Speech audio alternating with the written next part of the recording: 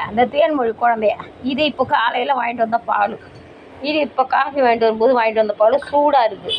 இதை பாலை ஊற்றினோம்னா 4 நக்கு தாங்க நக்கும்.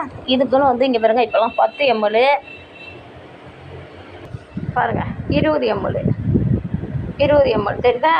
20 ml இந்த ஊசியால் இந்த 10 ml எடுத்து 8 ml போட்டோம்னா குடிக்கும். அதை என்னது நம்ம ஊசியால் தான் போடணும், தானாக குடிக்காதான் குழந்தை. ஆனால் இங்கே பாருங்கள், அவங்க கழுத்தில் போய் பாருங்களேன், தாய்ப்பால் ஞாபகம் அது தூங்கிடும். அப்படியே குடிச்சிக்கிட்டே பாருங்கள் எப்படி சொக்குது பாருங்கள் பிள்ளைக்கு.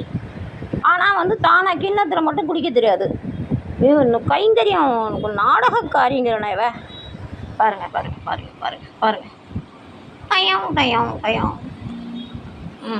கழுத்தில் ஓட்டை போட்டு குக்கிது, அம்மா பால் குடிக்குது. இதெல்லாம் என்ன குடும்பத்தை அந்த கிழவி அது ஐயோ ஆத்தாடி பாட்டிமா அது பாடுது. பழக்க தோஷத்தில் கிழவின்னு வந்துட்டுப்பான். என்னம்மா செய்யலாம் அந்த வார்த்தையை பாருங்கள். எங்கள் தேன்மொழி பண்ணுற டூரியத்தெல்லாம் பாருங்கள்.